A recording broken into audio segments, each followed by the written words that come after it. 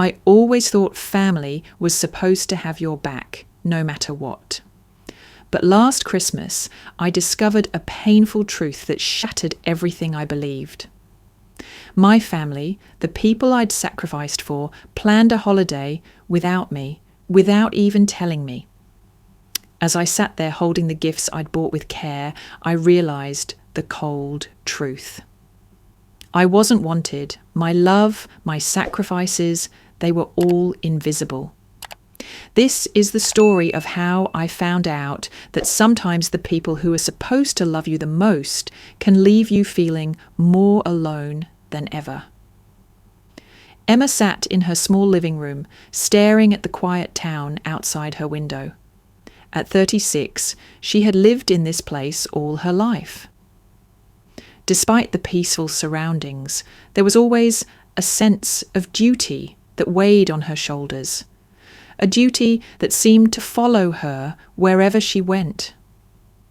She was the eldest child in her family, and from an early age she had taken on the role of the responsible one, being the middleman, the peacemaker, the one who always held everything together.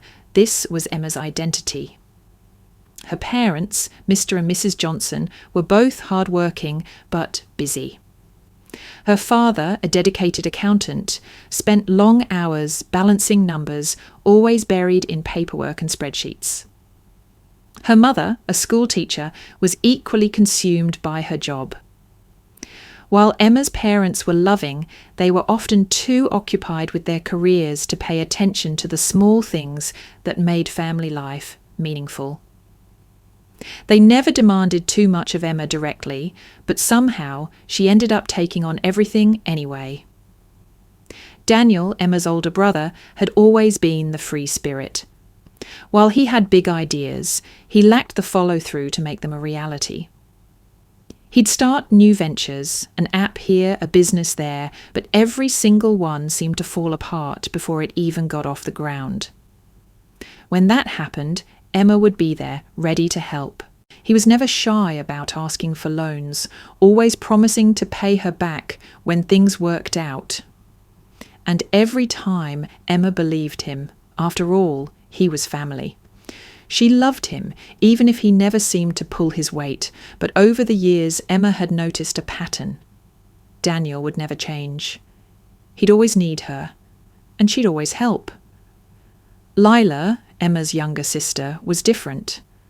Lila was artistic, creative, and full of dreams that often seemed disconnected from the reality of the world. She'd gone to art school, then dropped out after a few months, convinced that it wasn't her path. Then there was culinary school, followed by a brief stint in nursing, and after that, web design. Every time Lila switched gears, she'd ask Emma for financial help, money for tuition, rent, or even just to get by. Emma couldn't say no.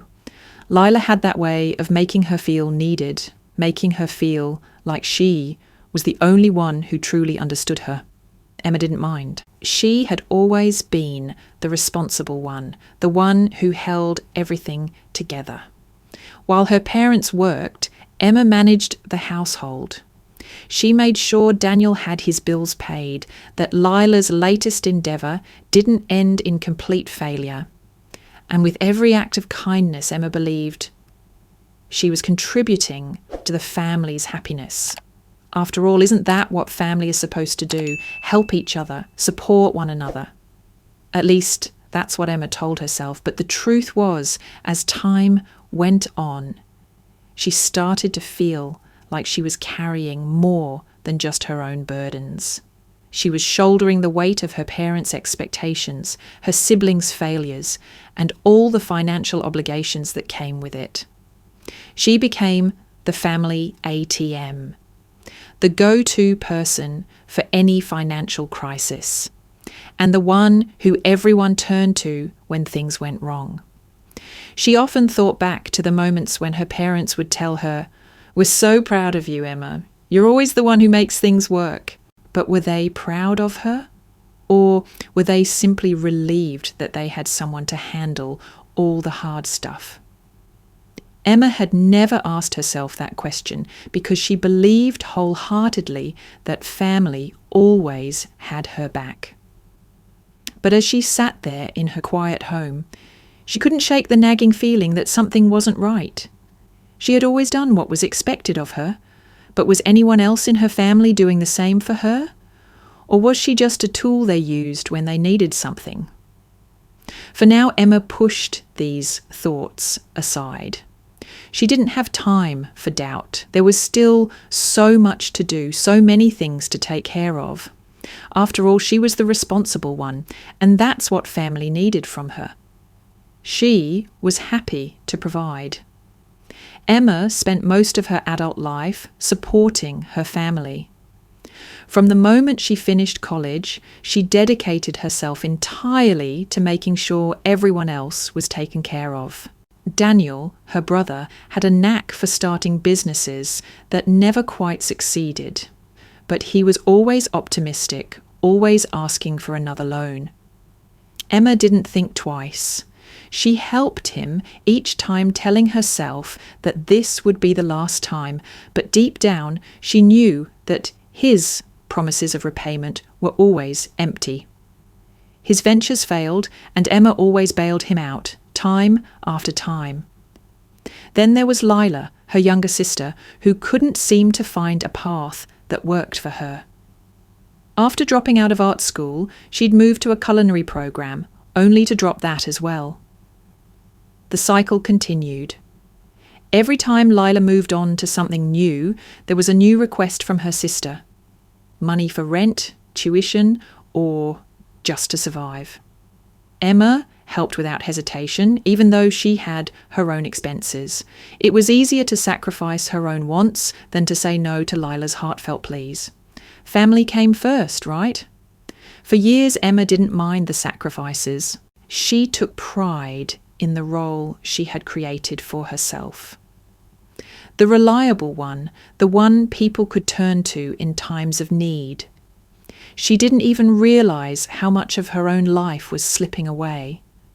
Her savings were drained, her career was stagnant, and her dreams of travelling the world or buying her own house seemed impossible. But what mattered was that her family was okay, and in some strange way, that made her happy. She told herself that her sacrifices were worth it, but deep down, the exhaustion was beginning to take its toll.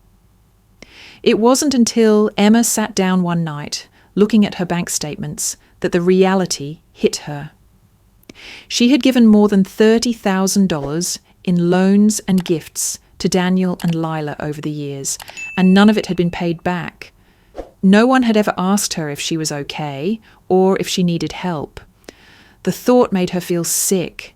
She had always believed that family was supposed to support each other, but she couldn't remember the last time anyone had truly supported her. That evening, Emma found herself questioning everything. She wasn't sure how long the emotional toll had been building, but it was finally starting to crack. How many more years would she spend sacrificing her happiness for a family that didn't seem to notice or care? She had been so focused on helping everyone else that she had lost sight of her own needs. And for the first time, Emma wondered if her family truly loved her, or if they just relied on her out of convenience. Still, despite all the doubts creeping in, Emma kept up the charade. She put on a brave face every day, continuing to offer help, even though it was starting to feel more like an obligation than a choice. Every time her mother called, asking her to pick up the slack, Emma complied. Every time Daniel called, even though he knew she was struggling, asking for another loan, she said yes. The guilt of saying no was too much. Emma believed that if she didn't help, no one else would. She couldn't risk the guilt of not being there.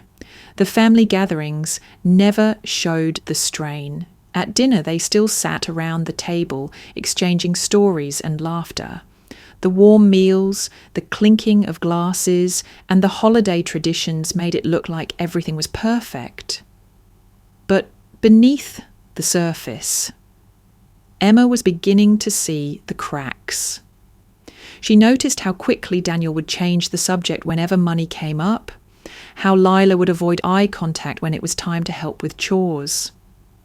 There were hints of guilt and discomfort, but no one ever addressed it. Emma had always cherished these moments. It was during family dinners that she felt most connected, when they were all together, pretending that everything was fine. But now, the warmth of these moments only seemed like a mask for the deeper issues that had been festering for years. Emma could no longer ignore the truth. Her family relied on her, but they didn't seem to care about her in return. As the evening continued, Emma tried to push these thoughts aside, but they lingered like a dark cloud on the horizon. She watched her family, the people she loved, laughing and talking, and for the first time in a long time, she wondered if they even knew who she really was. She wasn't just the one who solved problems and paid bills. She was Emma, a woman with her own dreams and desires. And yet, no one seemed to see her. The days leading up to Christmas were always Emma's favourite. It was a time when her family would come together, even if it was just for a few hours. There was something magical about the holiday spirit, the decorations, the food, and the joy of giving. This year, however, was different. Emma had something special planned. She was excited, maybe even a little nervous. After years of waiting, she was finally ready to tell her family the news. She was engaged to David. David, the man who had supported her during the most difficult times, who had always been there for her when her family seemed to take everything for granted, had proposed. It was everything Emma had ever hoped for. She imagined the look on her parents' faces when she showed them the ring. She could already hear their excitement, their congratulations. For once, she felt like she could share something with them, something that was just hers. She spent weeks preparing for Christmas, working tirelessly to find the perfect gifts. Despite her tight budget, Emma went above and beyond. For Daniel, she bought a pair of high-end headphones, the ones he'd been eyeing for months. She had saved up for it, carefully researching and comparing prices, making sure it was something that would truly make him happy. For Lila, she bought a professional-grade camera. Lila had always loved photography, and Emma thought it was the perfect way to encourage her sister to stick with her passion, rather than jump to the next fleeting interest. Emma poured her love and effort into these gifts, hoping they would show her family just how much she cared. She had spent hours looking for the perfect gifts, all while managing the stress of her work at the marketing firm. Her clients had high expectations, and there was little room for mistakes during the busy holiday season. But Emma didn't mind. She was determined to make this Christmas special, especially since she had so much to celebrate. She couldn't wait to announce her engagement. It felt like the perfect moment to share the happiness she'd found with David.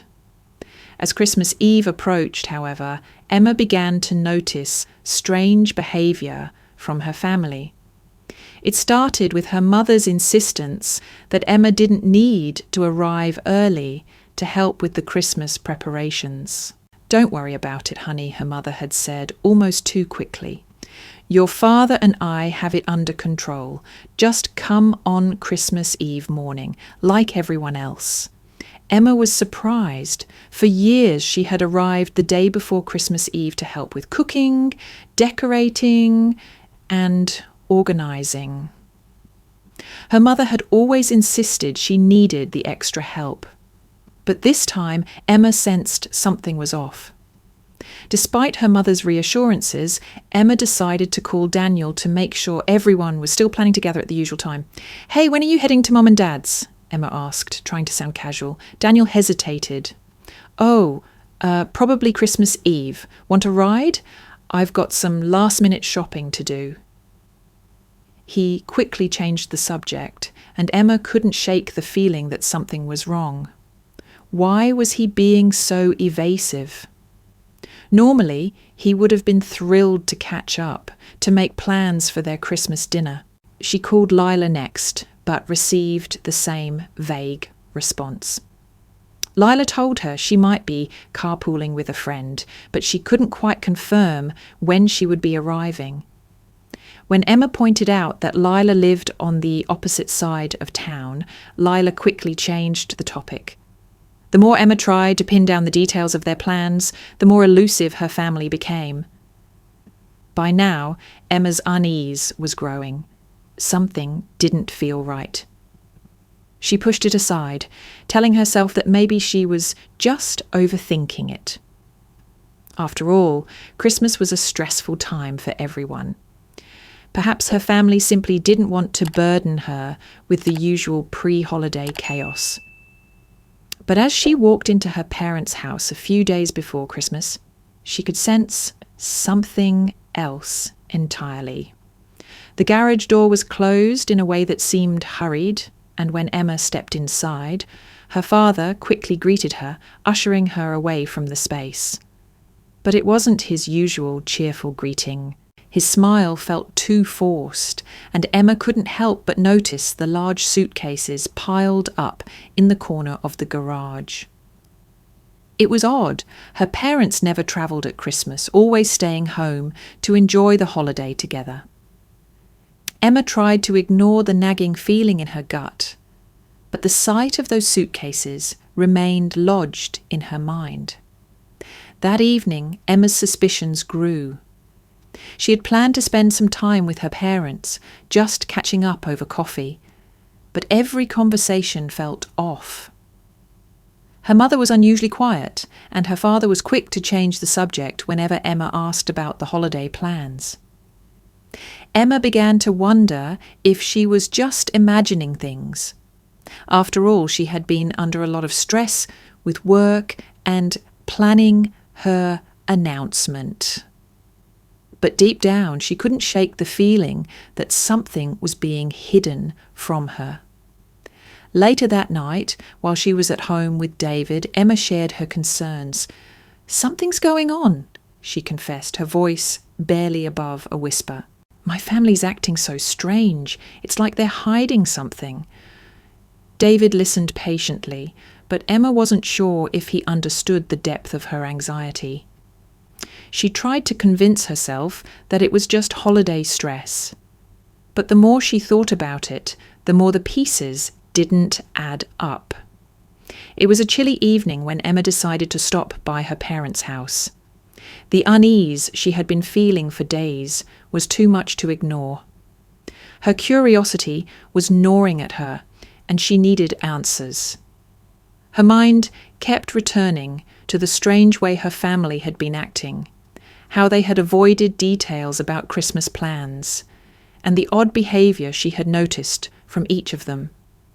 When she arrived at her parents' home, the atmosphere felt different. The usual hum of Christmas cheer was missing. The house was decorated with the familiar lights and ornaments, but it all seemed so hollow. Her mother was bustling around in the kitchen, preparing something she couldn't even focus on. Her father was sitting on the couch, flipping through a magazine with a distracted look on his face. Emma tried to ignore the growing pit in her stomach, but it was impossible. As she moved toward the hallway, she glanced into the garage. The door was slightly ajar, and from the angle of her position, she could just see the outline of large packed suitcases. Her breath caught in her throat. What was going on? Was the family planning something without telling her? With a racing heart, Emma stepped into the garage, her footsteps muffled against the cold concrete floor. As she approached the bags, she found travel brochures scattered on the countertop. A trip to the Bahamas. Her mind spun as she pieced the details together. The tickets, the bags, the plans. Her family was preparing for a vacation that she hadn't been told about. She quickly turned to her father, who had entered the garage with her, his face suddenly tense. "What's going on, Dad?" she asked, her voice trembling with disbelief. "Why are there suitcases here? Are you all going somewhere?" Her father's face quickly contorted into an unconvincing smile. "Oh, it's nothing, just some old stuff we were cleaning out." His tone was too casual, too rehearsed. Emma didn't buy it. The bags, the brochures, it was all too obvious. She stared at her father, the hurt sinking in. This was it. This was the moment everything shifted. For the first time, Emma felt the weight of betrayal. Her family, the people she had given everything for, had been planning a holiday without her. She walked back into the house, her mind a whirlwind. "Mom," she called, trying to steady her breath. "What's going on? Are you all going on a trip?" Her mother, who had been busy preparing a dish in the kitchen, turned around with an expression that was almost too practiced. "Oh, Emma," she said, brushing her hands on the towel. "It's just a family vacation, nothing big. We figured you were busy with work and all." Her mother's words were calm, but there was a sense of defensiveness in her voice that didn't go unnoticed by Emma. "Why didn't anyone tell me?" Emma asked, her voice rising in frustration. "Why didn't you invite me?" "Well, we didn't want to make you feel bad," her mother replied almost too quickly. "You know how things are with your work schedule and—" Emma couldn't believe it. "So instead of inviting me, you just decided to leave me out? After everything I've done for this family?" Her mother's face fell, but Emma could see the guilt in her eyes. It wasn't enough. The hurt that Emma felt was deeper than just being excluded from a holiday. It was the years of sacrifices, of always being there, only to realize that her place in the family was never as secure as she had believed. She turned to Daniel, hoping for some kind of explanation, but his response was just as evasive as his behavior earlier. "Oh, come on, Emma. Don't make a big deal out of this," he said, dismissively, sipping his drink like it was all trivial. "You're always so busy with work anyway." The words hit her like a slap in the face. "Is that it? Is that why you didn't tell me?" She was so close to shouting, but she held herself back. "Because I'm too busy to be included in this family?" Daniel looked away, avoiding her gaze. Lila, who had been sitting quietly, suddenly looked at her phone and mumbled something about needing to check on her own plans for Christmas. It was becoming clearer by the second. Her family was not just excluding her. They were avoiding her, hiding something from her, and she was finally starting to understand the depth of it all. Emma's chest tightened with a painful realization. She had spent years supporting them, doing everything in her power to make sure they were taken care of. And this was how they repaid her. With lies, with excuses, with cold indifference. Feeling completely disillusioned, Emma's heart shattered. The family that she had always put first was now a distant memory, a facade that had crumbled before her eyes. The truth was painful, more than she had ever imagined. She wasn't needed, not really. As Emma walked out of the house, her mind was numb with the weight of betrayal. She didn't even know what to feel anymore. Her family's behaviour had left her feeling empty, and she knew that things would never be the same again. The Christmas dinner was anything but festive. The usual warmth that filled the room was replaced with a heavy tension that seemed to hang in the air. Emma sat at the table, watching her family laugh and chat around her, but it felt more like an act than a celebration. Her heart was pounding, the truth she had uncovered still fresh in her mind, gnawing at her. She couldn't keep the questions to herself any longer. Finally, when the last course was served and the room grew quieter, Emma decided to confront her family. She had given them every opportunity to be honest, but they had all failed. Now it was time to hear it straight from them. She pushed her chair back and stood up, gathering all the courage she had left. "Mum, Dad, Daniel, Lila," Emma began, her voice shaky but firm. "I need you all to explain something to me. Why didn't you tell me about the trip to the Bahamas? Why did you plan it behind my back?" Her mother looked up from her plate, her face paling. Her father, too, seemed uncomfortable, glancing at the others as if seeking an escape. Daniel avoided her gaze altogether, pretending to be absorbed in his phone. Lila fidgeted with her napkin, unwilling to meet Emma's eyes. There it was, the silence. Emma could feel the weight of their avoidance, and it only fueled her anger. Her father cleared his throat, trying to break the tension. "Well, Emma, it's just your work.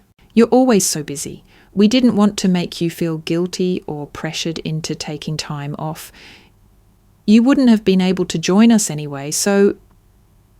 He trailed off, not really offering any explanation, just a hollow excuse.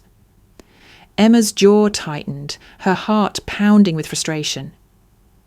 "So, what? You decided I wasn't important enough to be included. You couldn't even ask me if I wanted to come. You just assumed I wouldn't." Her mother quickly interjected, trying to smooth things over. No, honey, that's not it at all. We just thought it would be easier if we went without you. We didn't want to stress you out. You've been under so much pressure with work lately." Lila finally spoke up, though her voice was small. "I mean, I didn't even know how to bring it up to you. We thought you'd be too busy to care." Her words were laced with guilt, and Emma could see the discomfort on her sister's face. Emma stared at them all, the sting of their words cutting through her. She couldn't believe what she was hearing. This wasn't just an innocent mistake. They had been avoiding her for weeks, hiding the truth, and now they were justifying it with excuses that felt so flimsy.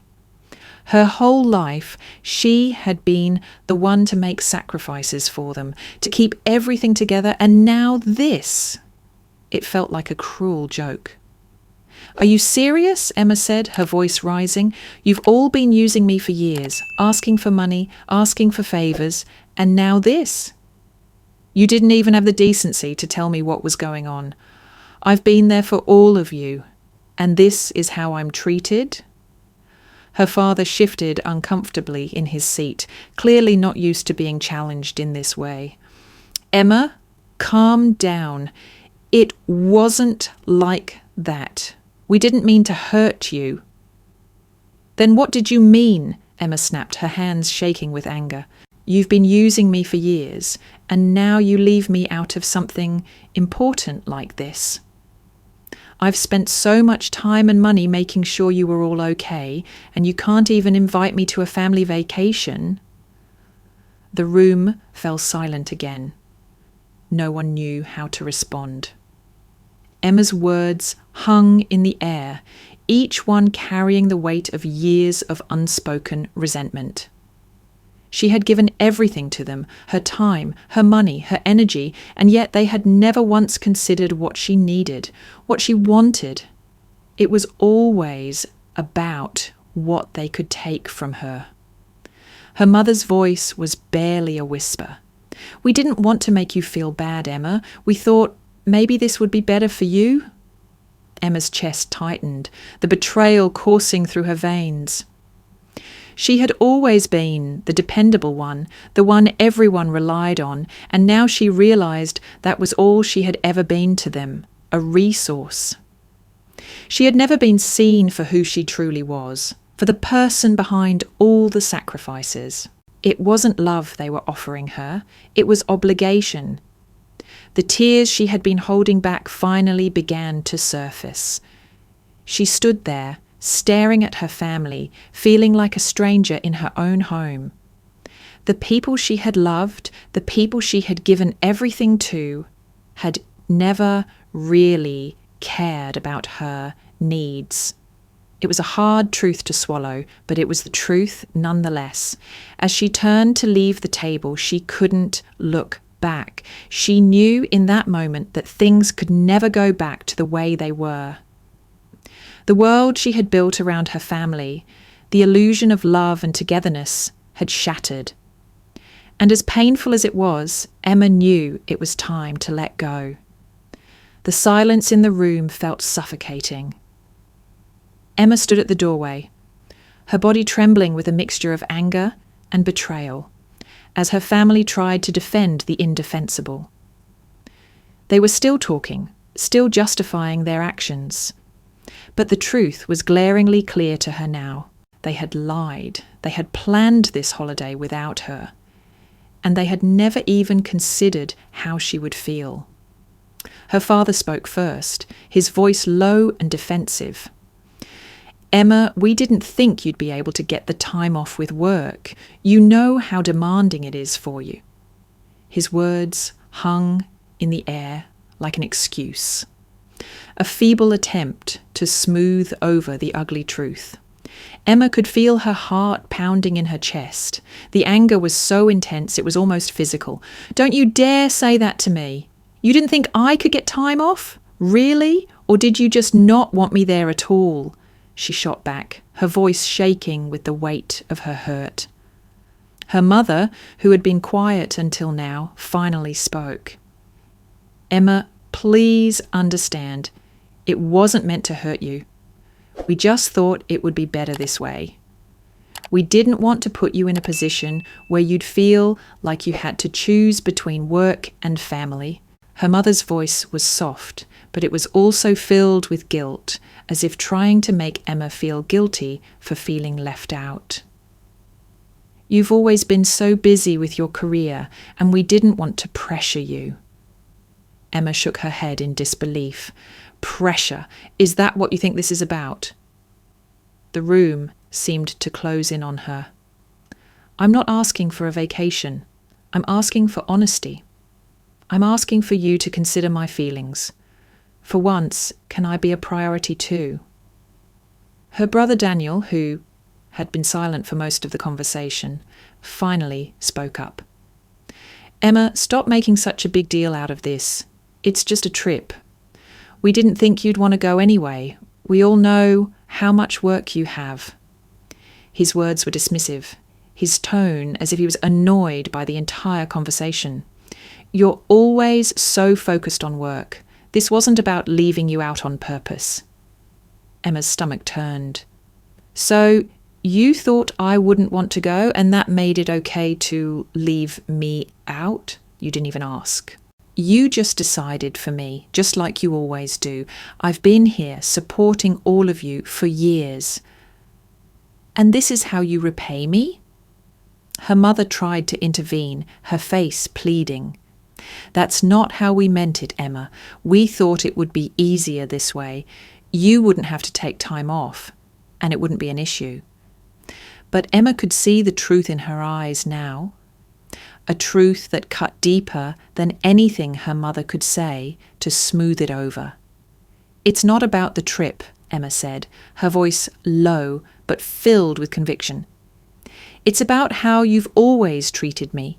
You've never seen me for who I am, just the person who fixes things, who picks up the pieces when you can't. And now you've left me out of something important, and I'm supposed to just accept it?" The hurt was overwhelming, but so was the anger. Emma had always been the one who took care of everything, the one who made sure bills were paid, who covered for their mistakes, who carried their burdens.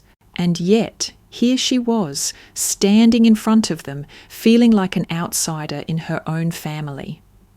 Emma stood still for a moment, the weight of it all sinking in.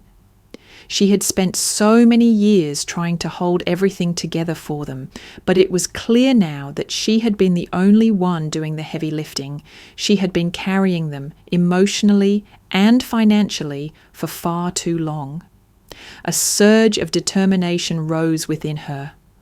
"I'm done," she said, her voice steady now, though it was laced with pain.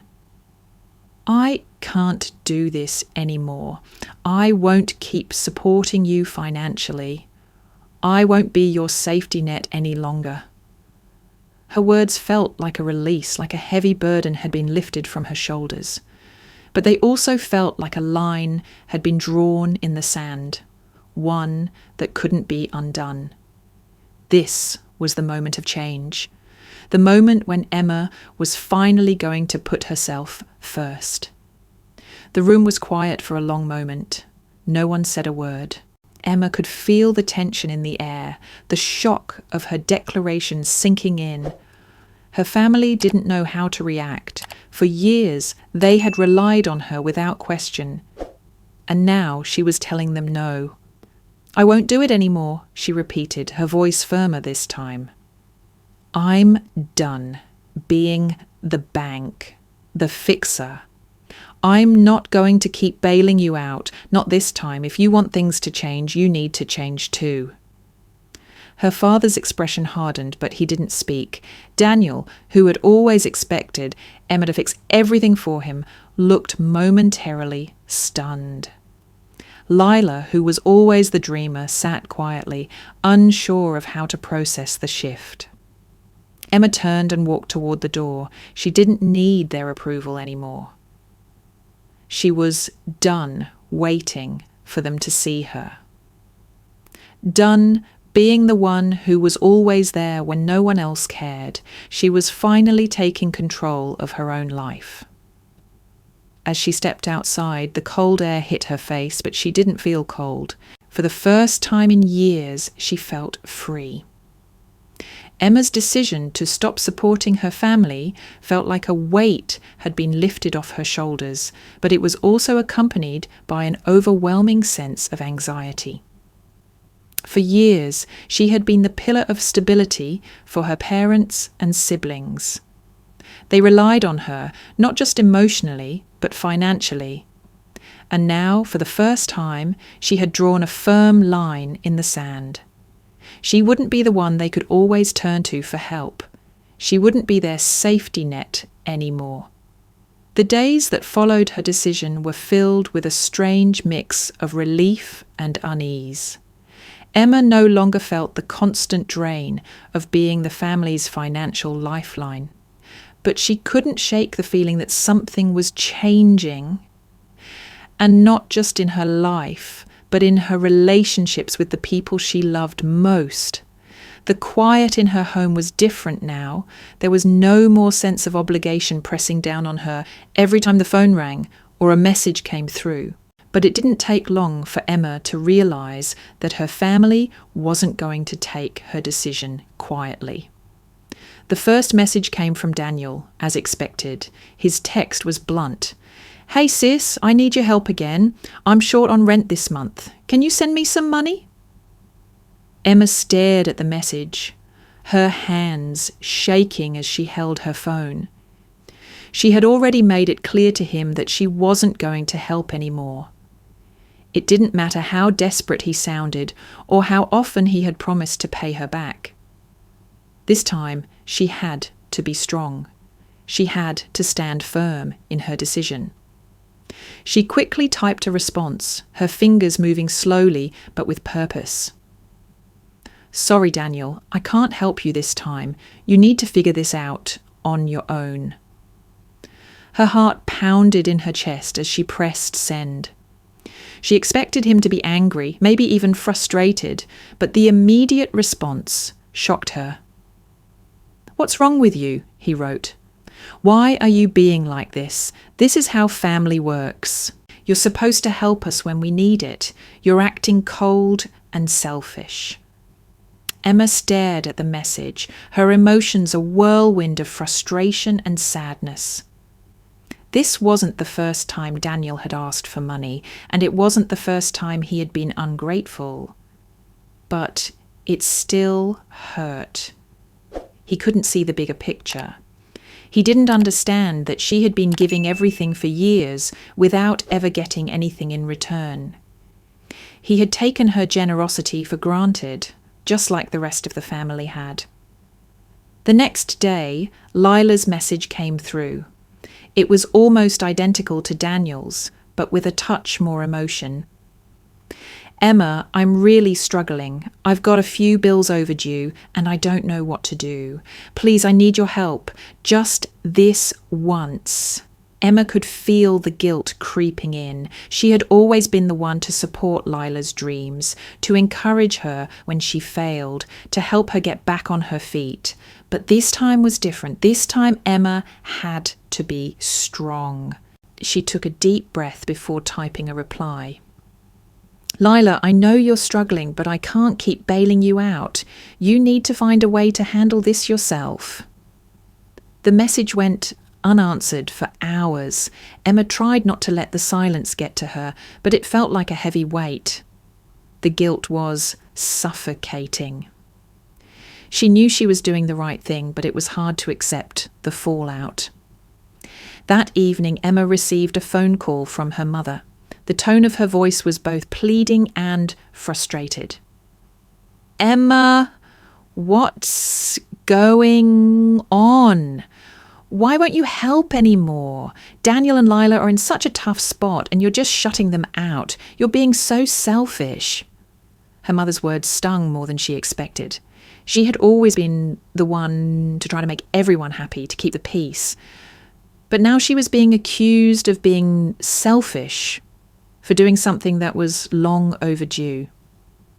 "Mum, I'm not being selfish," Emma said, her voice shaking but steady. "I've been there for them for years. I've given more money than I can afford, and it's never enough. I can't keep doing this. They need to take responsibility for their own lives." Her mother sighed heavily on the other end of the line. "I don't understand, Emma. You've always been the strong one. We need you. You're the glue that holds this family together. How can you just turn your back on us?" Emma closed her eyes, her chest tight.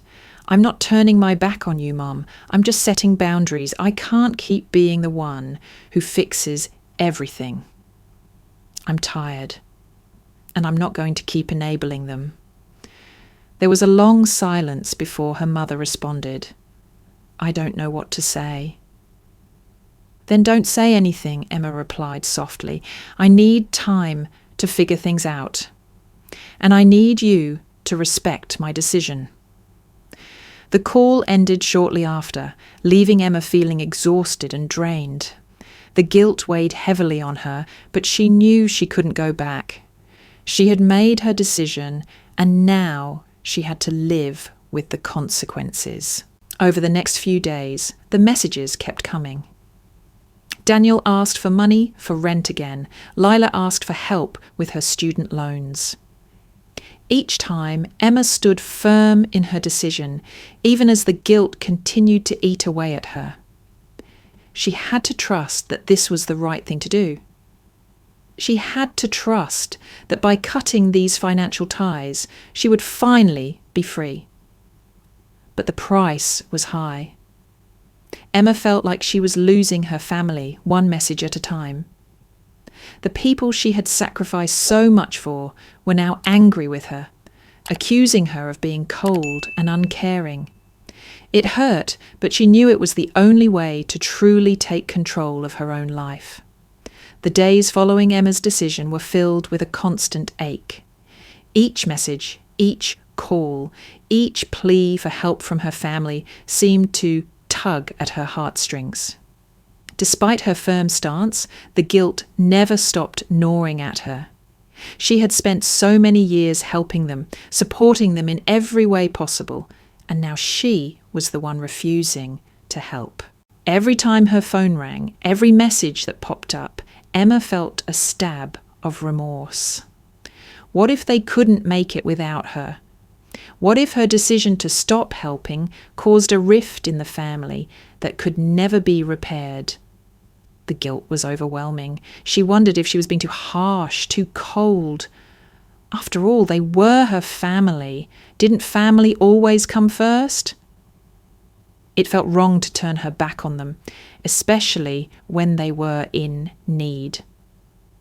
Yet deep down, Emma knew that if she didn't do this now, things would never change.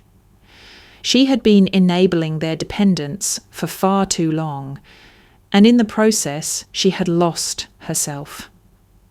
The thought of losing her family entirely was terrifying.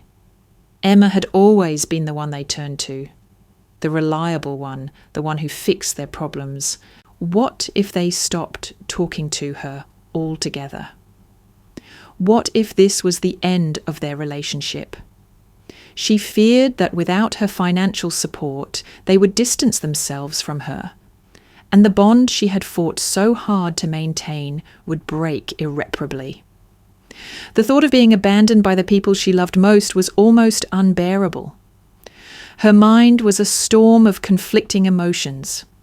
One part of her wanted to call her family and apologize, to cave in and offer help once more. But another part of her knew that if she did, she would only reinforce the unhealthy patterns that had defined her relationship with them for years. Emma was trapped in a cycle of self-doubt, constantly second-guessing her decision. She started to pull away, retreating into herself. At work, she couldn't focus. At home, she felt restless and anxious. The quiet in her apartment, once a source of peace, now felt heavy with the weight of her unresolved feelings. She knew she couldn't go on like this, caught between her desire to protect herself and her fear of losing everything. One evening, after another exhausting day, Emma found herself sitting on her couch, staring at her phone. She had just ignored another message from Daniel, asking for money to cover his rent. She hadn't responded to Lila's desperate texts either, but the guilt of leaving them in the dark made her feel like a failure. She picked up her phone, scrolling through her contacts, her thumb hovering over her mother's name. She had already made her decision, but the temptation to reach out was strong. But then she paused. What was she doing? She had already made the decision to stop supporting them. She had set boundaries, and yet she was teetering on the edge of giving in again. Emma let out a long breath, feeling the weight of the emotional exhaustion settle in her chest. She realized that this was part of the process. The guilt, the doubt, the fear of losing her family. But she also knew that she couldn't keep living for them. She had to learn how to live for herself. The next day, Emma decided to take a step toward healing. She found a therapist, someone she could talk to about everything that had been weighing on her for years. The first few sessions were difficult. She cried, she yelled, and she tried to explain to her therapist how torn she felt. But over time, the sessions helped her understand something crucial. She had to set boundaries if she ever wanted to protect herself from being used again. She couldn't keep sacrificing her own happiness and well-being for the sake of family members who were not willing to make the effort to change. In therapy, Emma learned about the importance of self-love and self-respect. She realized that setting boundaries wasn't about being cold or selfish. It was about honoring herself. She had spent so many years prioritizing her family's needs over her own that she had forgotten how to care for herself. She had lost her sense of identity in the process. With the support of her therapist, Emma began to practice setting clear boundaries. She learned how to say no without feeling guilty, how to stand up for herself without fearing rejection. Slowly, she started to rebuild her sense of self. She found new ways to enjoy her life, to rediscover hobbies and passions that had been sidelined for too long. She realized that by saying no to her family's demands, she was saying yes to herself. And that was something she'd never truly done before. As Emma continued to work on herself, she began to feel a sense of empowerment that she hadn't experienced in years. It wasn't easy, and there were still moments when she doubted herself. But each time she held firm in her decisions, each time she resisted the urge to give in to guilt, she grew stronger. Her relationship with her family remained strained, but Emma knew that she couldn't change them. The only thing she could change was herself. And for the first time in a long time, Emma felt like she was finally putting herself first. It wasn't selfish, it was necessary. After months of emotional turmoil, Emma began to feel a subtle shift within herself. The constant weight of guilt and responsibility that had clouded her thoughts started to lighten. She no longer felt like she was living for everyone else. It wasn't an easy transition, but for the first time in a long while, she felt like she was breathing again, like she was reclaiming parts of herself she had forgotten. She started with her work. Emma had always been a driven and accomplished professional, but for years her focus had been scattered. Now, with a clearer mind and a stronger sense of self, she could dive back into her career with renewed energy. She embraced her responsibilities with a fresh perspective, setting new goals and pushing herself to achieve them. It wasn't just about meeting deadlines or impressing clients anymore. Emma began to enjoy the creative aspects of her job again, the strategy, the problem solving, and the sense of accomplishment that came with completing a project.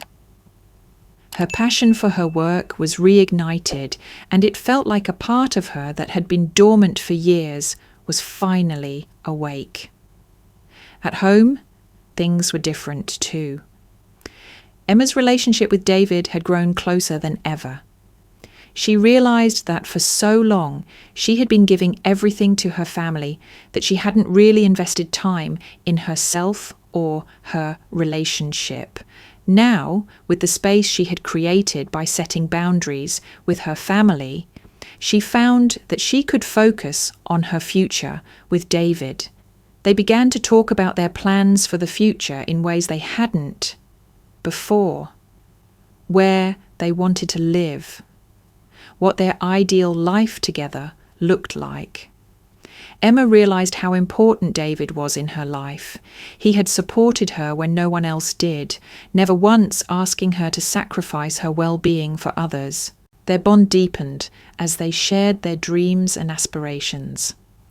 And for the first time in a long while, Emma felt like she was moving forward with someone who truly understood her. Yet, even as her career and relationship flourished, Emma knew that there was more to her healing than just these external changes. She had spent years neglecting her emotional and physical health in favour of taking care of everyone else.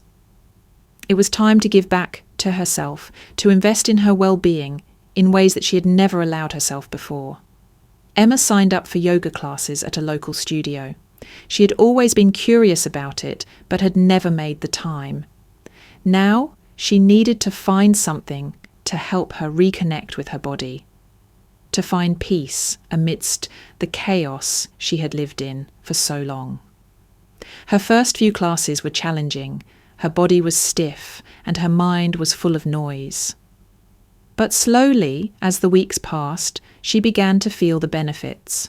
Yoga helped her release the built-up tension in her body, and the practice of mindfulness allowed her to quiet her racing thoughts. With every session, Emma felt a little more grounded, a little more connected to herself. In addition to yoga, Emma also started meditating. At first, it was hard to sit still, her mind constantly running in a million directions. But she didn't give up. She followed guided meditations, focused on her breath, and allowed herself the space to let go of the emotional baggage that had accumulated over the years. Gradually, Emma found moments of peace, moments where the world didn't seem so overwhelming. She learned to embrace the stillness, to let go of the guilt and anxiety that had once consumed her. As Emma's self-care routine grew, so did her sense of self-worth. She no longer felt the need to apologize for taking care of herself. It was a difficult habit to break, but she began to realize that she deserved the same love and attention that she had always given to others. She didn't need to be the person who always gave, always fixed, always put others first. She was allowed to prioritize her own happiness and peace of mind. The changes in Emma were not immediate, but they were real. Over time, she noticed a shift in her energy. She was more confident, more centered, and less affected by the opinions and demands of others. Her family, despite their initial resistance, slowly began to respect her boundaries.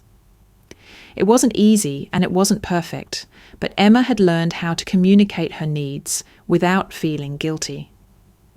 She had learned how to say no without fearing rejection. Her life was far from perfect, but Emma finally felt like she was in control. She was no longer the person who had been trapped in a cycle of sacrifice and resentment.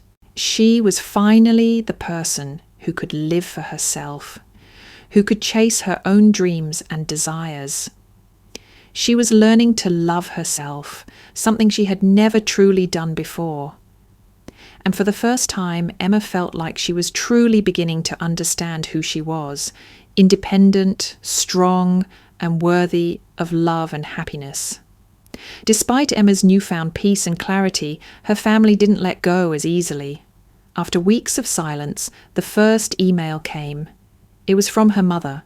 The subject line read, "We need to talk."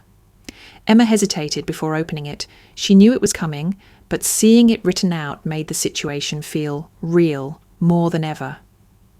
The email was filled with a mix of guilt and anger. Her mother wrote about how Emma had changed and how much she was missed. "Emma, we're your family," it read. "You're letting this boundary thing go too far. We need you. You're pushing us away and it hurts.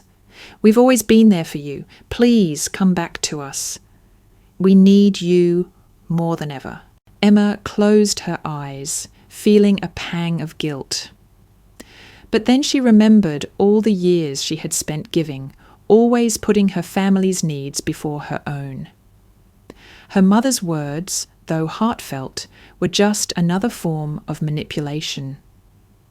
They weren't asking her to come back for the right reasons. They wanted her back because they were used to her support, to her being the dependable one.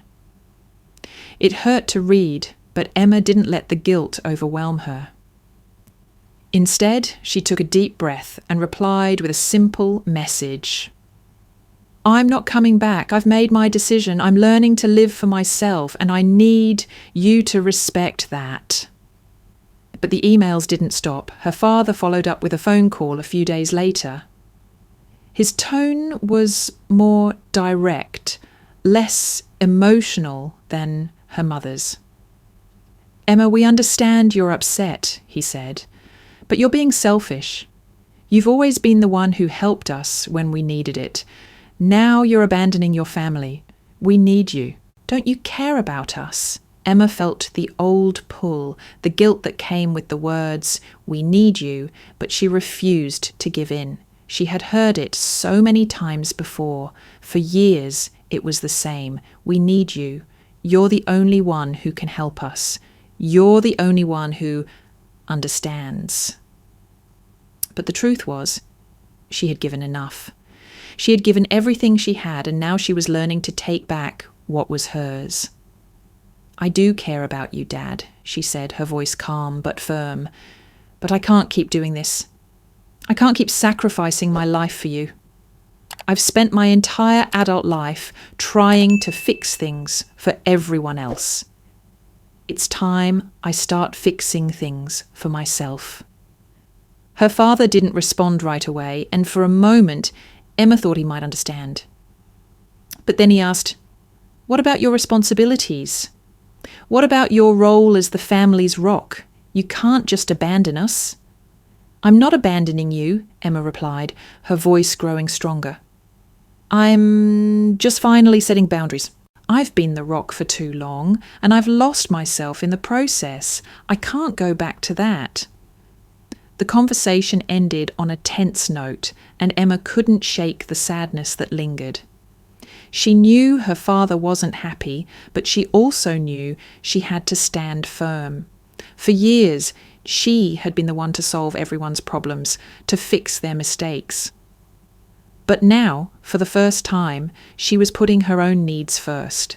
She couldn't let guilt or manipulation bring her back to that place of self-sacrifice. A few days later, Daniel called her. His voice was urgent, desperate. "Emma, I can't do this without you. I'm behind on rent again. I don't know who else to turn to. Please, just this one last time." Emma's heart softened, but she didn't let the pull of old habits win. "Daniel," she said, her voice steady, "I can't do it. You need to figure this out on your own. I'm not going to keep rescuing you. You're capable of more than this. I believe in you, but you need to believe in yourself." There was a long silence on the other end of the line before Daniel muttered a quick, "Fine." The call ended abruptly, leaving Emma feeling both relief and sorrow. She had done the right thing, but it still hurt.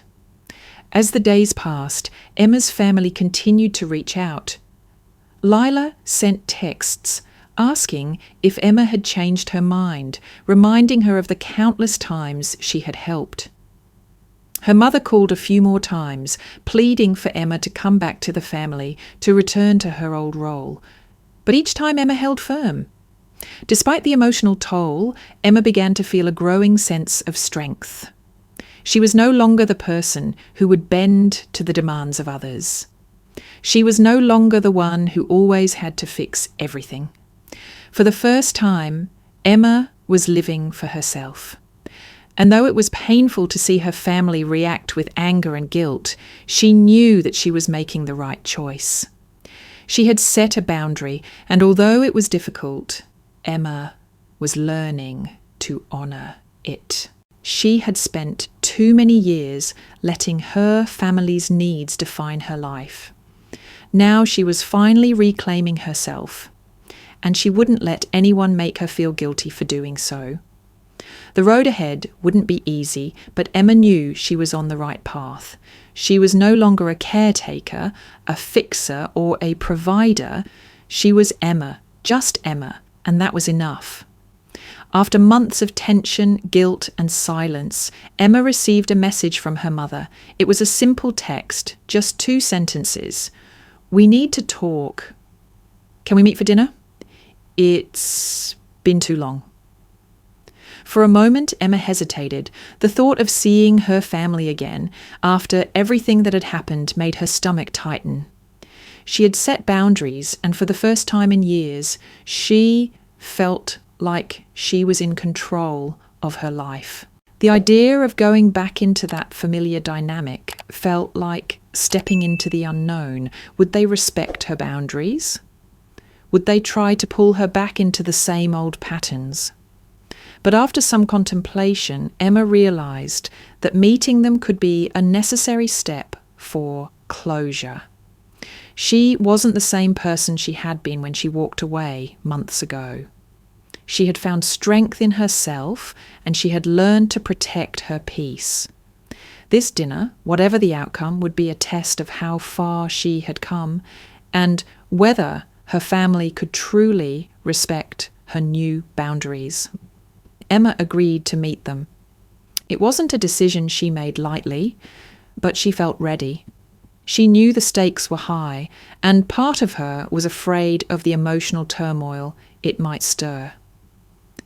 But it was time to face the reality of what had been happening in her family for so many years. When the day of the dinner arrived, Emma felt a mixture of apprehension and resolve. She arrived at the restaurant, a small, quiet place her family had always favoured for gatherings. Her mother and father were already seated at a corner table. The familiarity of it hit Emma instantly, but this time she wasn't the same. She wasn't the person who would shrink into the background, who would apologise for things she didn't need to apologise for. "Emma, it's so good to see you," her mother said, standing to give her a warm, though somewhat strained hug. There was an awkwardness in the air, a tension that hadn't been there before. Emma returned the hug, but made sure to keep her distance. Her father smiled at her, but there was an edge to his expression, a subtle sense of discomfort. As they sat down, Emma couldn't help but notice how they both tried so hard to act as if everything was normal. They were attempting to put on a facade of reconciliation, but Emma could see through it. She had spent so many years burying her own feelings for the sake of keeping the peace.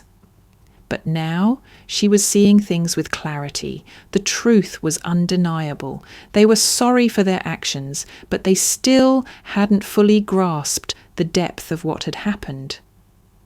They still didn't understand why Emma had made the decisions she had, or why she was so resolute in her new path. "Emma, we've thought a lot about what happened," her father began, his voice softer than usual. "We realise we've asked a lot of you over the years. We should have been more considerate of your feelings. We're sorry." Emma met his eyes, but she didn't feel the warmth she once would have. She had heard apologies before, hadn't she? So many times she had been the one to forgive, to let things go. But this time the apology felt hollow. They were acknowledging the surface issue, but they weren't seeing the root cause. "I'm glad you're sorry," Emma said, her voice steady. "But I need you to understand that this isn't just about the trip. It's about years of always being the one to give. I've sacrificed my own happiness, my own dreams for this family. And now I can't keep doing that." Her mother's eyes filled with tears. "We never meant to hurt you, Emma. We didn't realise how much we were asking of you. We love you so much, and we don't want to lose you." Emma's heart softened for a moment, but she quickly reminded herself of the boundaries she had set. She couldn't go back to the way things had been. "I know you love me," she said, her voice soft but firm. "But love isn't just about what you take from someone. It's about respecting them, about seeing them for who they are. I've been giving everything, and I've lost myself in the process." There was a long silence. Her father shifted uncomfortably in his chair, clearly struggling to understand. Emma could see that, despite their regret, they still didn't fully grasp what had happened. They weren't ready to face the fact that Emma had been enabling their dependence, and they hadn't noticed how it had drained her.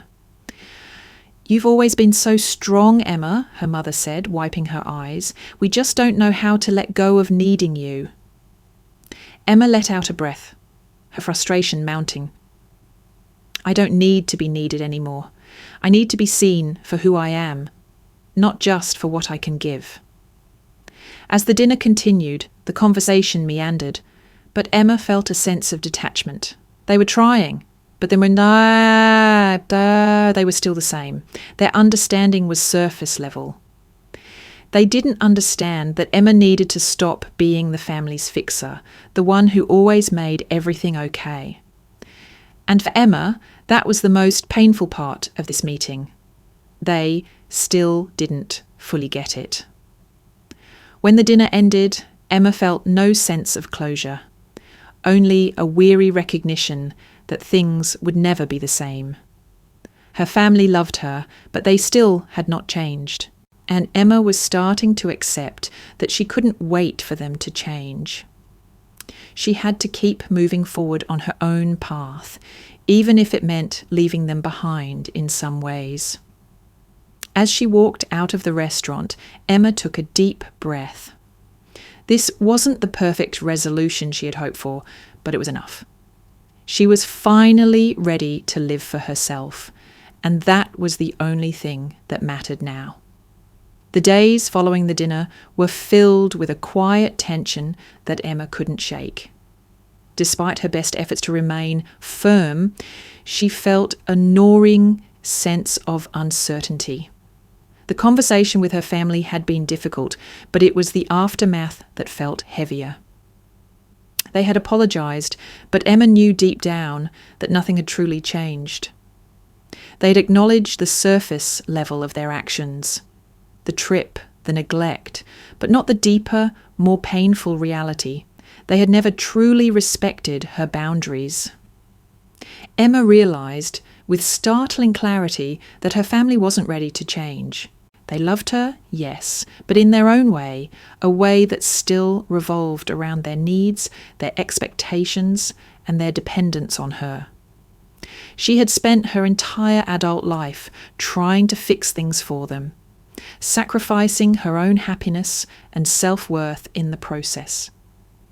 She'd put herself last, again and again, all in the name of love.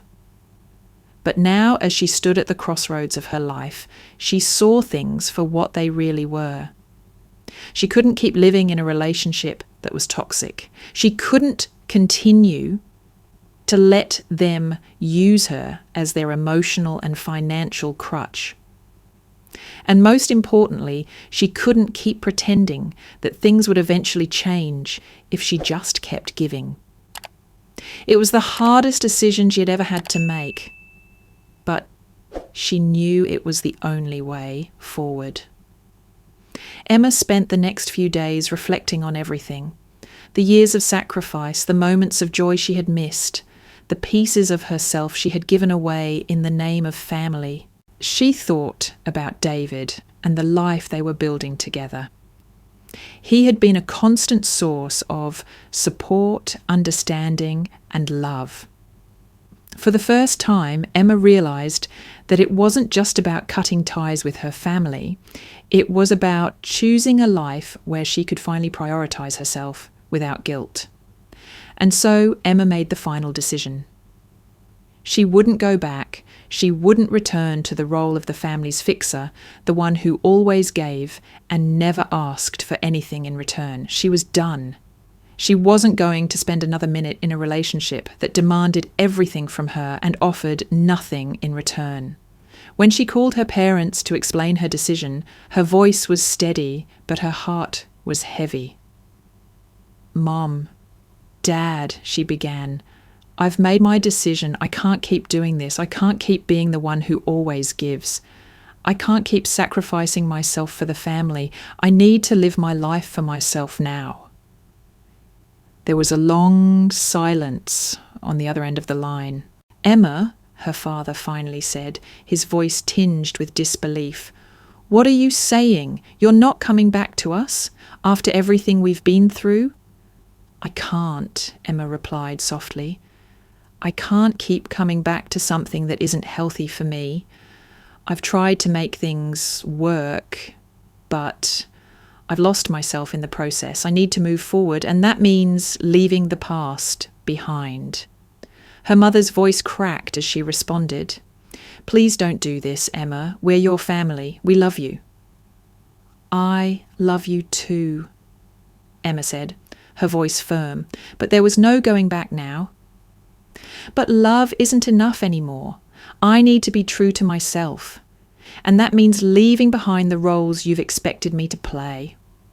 Emma hung up the phone, her heart pounding in her chest. She had said the words she had been avoiding for so long, and while they felt right, they also felt like a painful rupture. But she knew she couldn't go back. Not now. Not after everything she had learned. The next few days were a blur of packing and final goodbyes. Emma left her childhood home, the place where she had spent so many years sacrificing for the people she loved. She didn't look back as she drove away. For the first time in her life, she felt free. David was there when she returned to their apartment. He had been her rock through all of this, and now he was her partner in building something new. Emma felt a sense of peace wash over her as she walked into their shared space. It was small, but it was theirs. It was a new chapter, one where Emma could finally be herself, without the weight of her family's expectations. In the days that followed, Emma settled into a new rhythm. She focused on her work, on her relationship with David, and on taking care of herself. She joined a local book club, started running in the mornings, and even began planning a trip to Europe, a dream she had put on hold for so long. Every day she felt stronger, more confident, and more at peace with the decisions she had made. She still thought about her family, how much she missed them, how much she wished things could have been different. But she knew that she couldn't continue to sacrifice her own happiness for their approval. She had given them everything she had, and now it was time to give that same energy to herself.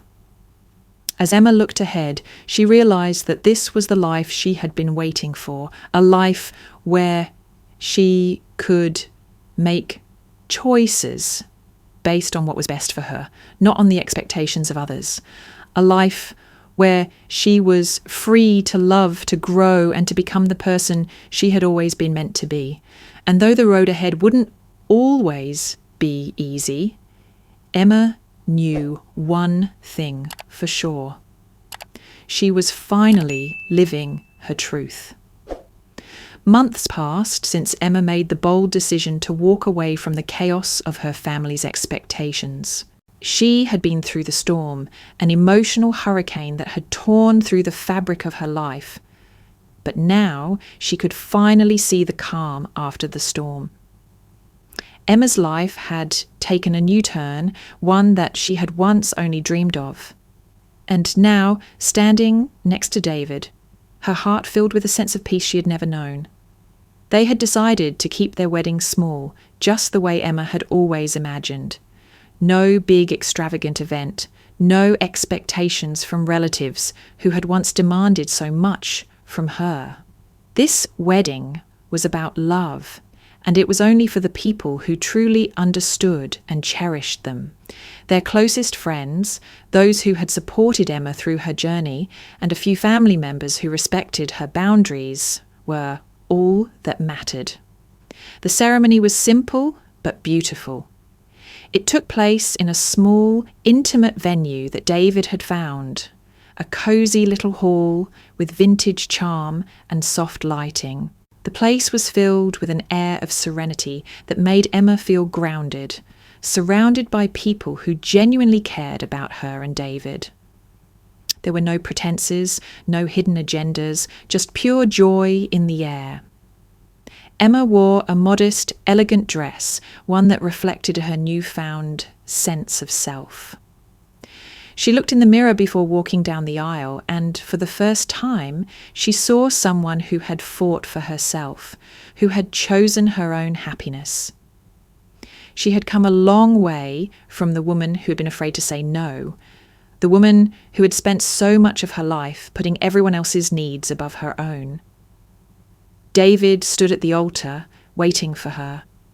His face was soft with love, and his eyes shone with pride. He had been her rock through the entire process, through the ups and downs, the tears, the moments of doubt. And now, as Emma walked toward him, she realized just how far she had come. She wasn't walking toward him out of obligation or desperation.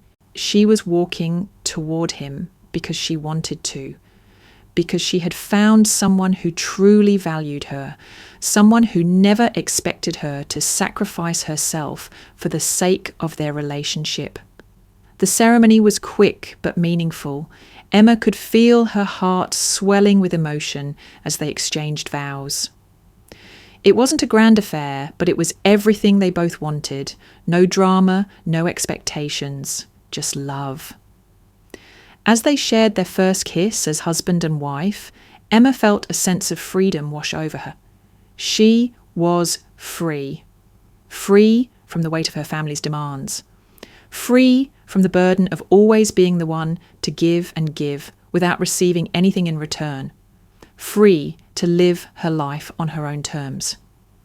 As the reception began, the atmosphere was light and joyful. Their closest friends shared laughter and memories, and Emma felt a sense of gratitude for the people who had always been there for her. It was a far cry from the tense family dinners she used to attend, where she was always expected to play the role of the provider and the peacemaker. Now she was simply Emma, a woman who was finally free to be herself, to live her own life, and to share her love with the person who truly saw her. The wedding was everything Emma had dreamed of, simple, intimate, and full of meaning. It was a reflection of the life she was now creating with David. As the night drew to a close, Emma and David danced under the soft lights, surrounded by people who understood their journey. The weight that had once burdened her heart, the weight of guilt, obligation, and self-doubt, had lifted. She was no longer defined by her family's expectations. She was her own person, and she was free to live her life as she saw fit. In the weeks that followed, Emma felt a sense of peace that she had never known. She no longer spent sleepless nights wondering if she had made the right decision. She no longer worried about what her family thought of her. She had let go of the need for their approval, and in doing so, she had found a deep, unshakable peace within herself. Emma and David settled into a life that was filled with love, adventure, and mutual respect. They built their home together, one step at a time, creating a space where they could both grow and thrive. Emma found new hobbies, reconnected with old friends, and began exploring parts of herself that she had buried for far too long. For the first time in years, she felt like she was truly living, truly being herself. And in all of it, Emma realized that the freedom she had gained was not just the freedom from her family's demands. It was the freedom to choose her own happiness, to create a life that was hers and hers alone. She had taken back control of her own destiny, and that was a feeling she would never let go of. As Emma and David looked ahead to the future, she knew that life would never be perfect. There would always be challenges, always be bumps along the way. But now she faced the world with confidence and strength, knowing that she had the power to create the life she wanted. For the first time, Emma felt truly free, and she couldn't wait to see what the future held. Months had passed since Emma made the decision to stop supporting her family, and as time went on, something remarkable started to happen. Her family, particularly Daniel and Lila, began to change. The initial shock of Emma's decision had been difficult for them to accept, but in the end, it forced them to take responsibility for their own lives. Daniel, who had once bounced from one failed business venture to the next, began to take a more serious approach to his future. He found a stable job at an insurance company, and for the first time in years seemed to settle into a rhythm. Emma was surprised by his commitment to his new job, and even though their relationship had been strained, she couldn't help but feel a sense of pride. It wasn't easy for Daniel, and it wasn't an overnight transformation, but he was trying, and that was something. Lila too began to take her life more seriously. After years of changing careers and seeking fulfillment in every direction, she finally found something that clicked. She enrolled in a graphic design program, something that aligned with her creative talents. Lila's commitment to her studies was impressive, and for the first time, Emma saw a sense of stability in her sister that she hadn't seen before. There was no more running away from responsibility. Lila was starting to build something for herself, and Emma felt a bittersweet sense of hope for her sister's future. As Emma watched these changes unfold, she couldn't help but feel a strange mix of relief and sadness.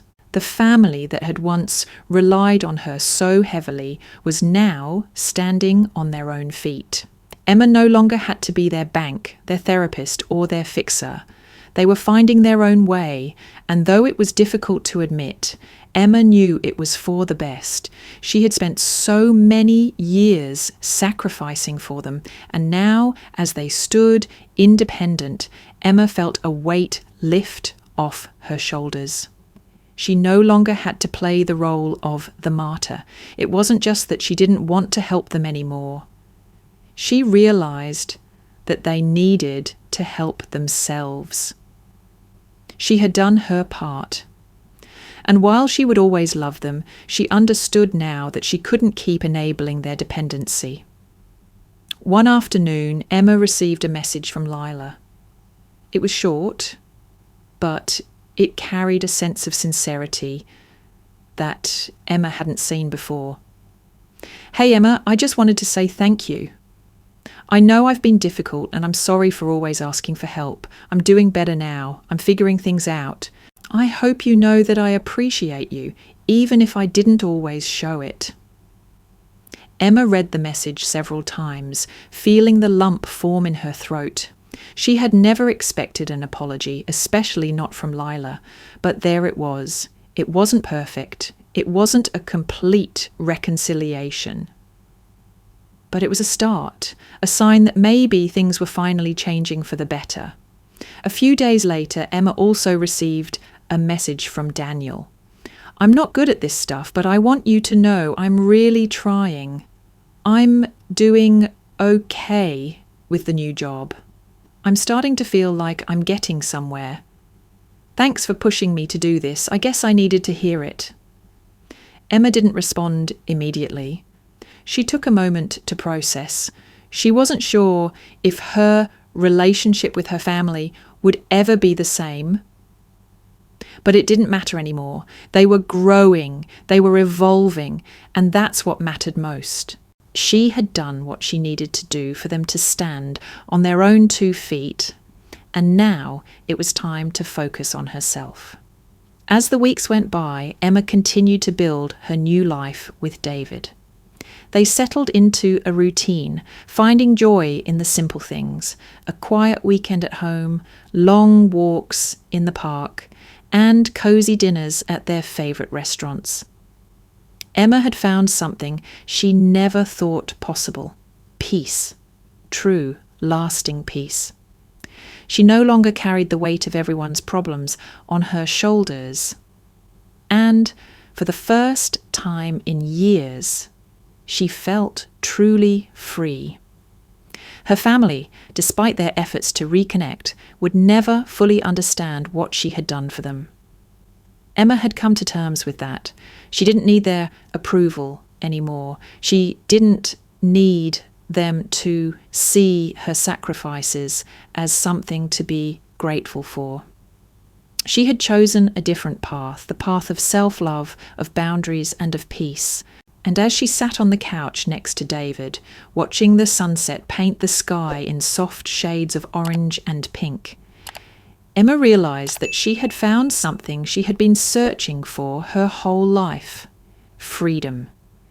She was free from the expectations, the guilt, and the pressure.